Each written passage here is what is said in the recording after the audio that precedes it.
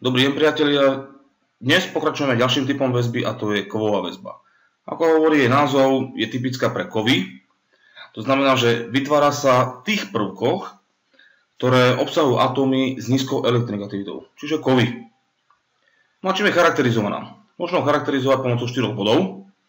Za prvé je trojrozmerne delokalizovaná. To je hlavný rozdiel medzi kovovou väzbou a kovalentnou väzbou, pretože kovalentná väzba je lokalizovaná, čiže vieme presne povedať medzi dvoma atómami, aký typ kovalentnej väzby je, či to je polárna, nepolárna, sigma alebo pi. V prípade kovovej väzby to nevieme povedať, pretože je vytváraná všetkými atómami, ktoré daný systém, daný súbor atómov alebo danú sústavu tvoria. Za druhé, nemá smerový charakter. Opäť v porovnaní s kovalentnou väzbou, ktorá má smerový charakter, nemá smerový charakter. Za tretie, nemá násobný charakter. My už vieme, že kovalentná väzba môže byť aj dvojitá, trojitá, v extrémnych prípadoch aj štvoritá.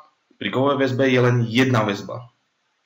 Čiže nemôžeme povedať, že by bola kovová väzba dvojitá, trojitá. No a za štvrté, pri kovovej väzbe sa uplatňujú vysoké koordinačné čísla atómov. Čo to znamená, to si povieme aj na konci tohto videa.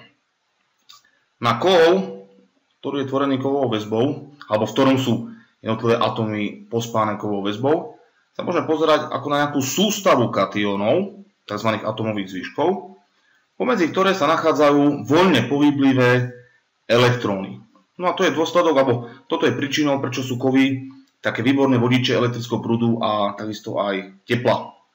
A teraz to sľúbené porovnanie, alebo sľúbené zdôvodnenie, čo to znamená, že atómy kovov majú vysoké koordinačné čísla.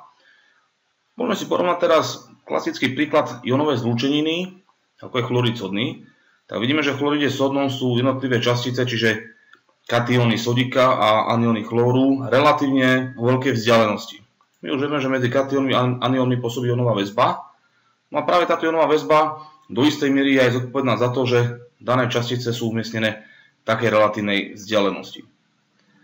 Na druhej strane, zoberme si nejaký kovový kryštál, napríklad kryštál zlata. No a vidíme, že naozaj tie častice alebo atómy, ktoré tvoria štruktúru zlata, sú veľmi blízko k seba. To znamená, že porovnáme si vybraný atóm zlata, kryštále zlata, tak vidíme, že jeden atóm je obkolesený obrovským množstvom atómov. Napríklad tento atóm, ako vidíme, je obkolesený veľkým počtom atómov okolo seba. Preto má vysoké koordinačné číslo. Naopak zoberme si nejaký ión v chloride sodnom, napríklad tento sodný katión. Vidíme, že počet tých častíc, ktoré sú okolo neho, nie je taký veľký ako v prípade kryštálu zlata.